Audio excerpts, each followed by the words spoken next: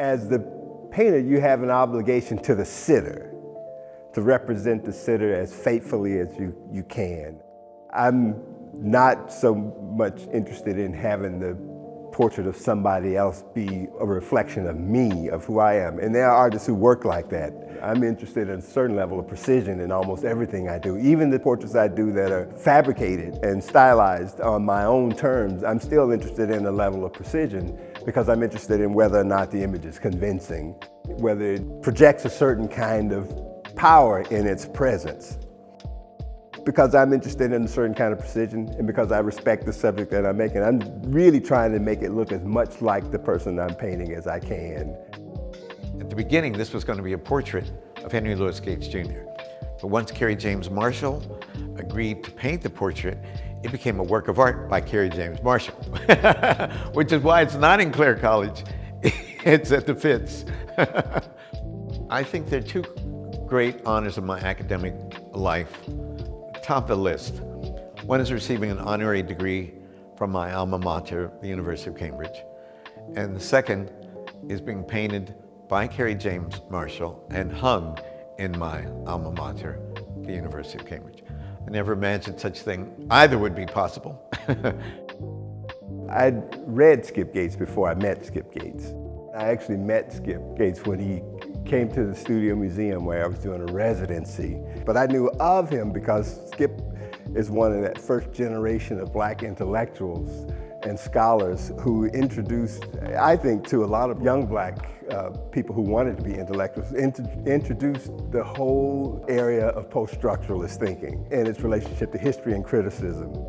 And so I had been looking at some of that writing and trying to figure out how to decipher it because, I mean, the language at first to me was really impenetrable.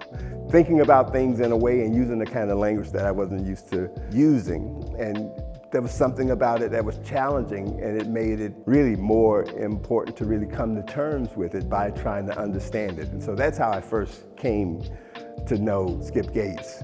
I love Kerry, we're very good friends. I'm very flattered to be the first person whose portrait he's painted. And I hadn't seen it before an hour ago.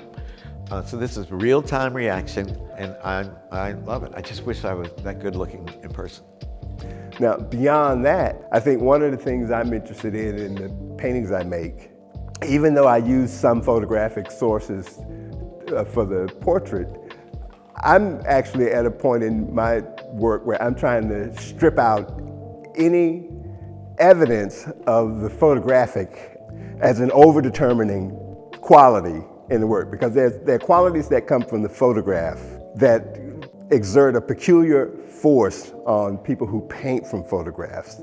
And I made a decision a while ago to start to eliminate those aspects of the photographic from my work because I wanted it to now become more about the way in which paintings are constructed, not the way images can be copied from another source. And so, with the exception of his face and his head, almost everything else in the picture is built up, not from things that I was looking at, but from what I understood about the space that he lived in, and I had to build a certain amount of space in which to situate the figure. There isn't anything I haven't done that has been done by anybody else who made a picture. So I went through a phase where I did a lot of abstract work. I went through a phase where I did a lot of collage work. But what I discovered in doing that kind of work, what was unsatisfying about it for me was that making pictures from collage material or just abstract works, there was too much opportunity to just be unconscious about the work you were doing. There was too much where nothing seemed important enough to discipline yourself to pay more attention to the way all the things that were happening in the picture were coming about. And at a certain point, that became really unsatisfying to me. I mean, you could simply just sort of start out like some people would. It's like you make a mark and then that mark would compel you to make another mark, and you kept making marks until you got tired. I didn't want to work like that. When I reached that moment, the only way to solve that problem was to go back to something that required more conscious consideration at the outset, and then required an incredible amount of concentration and decision making to make sure that the thing turned out the way you set out for it to be, you know.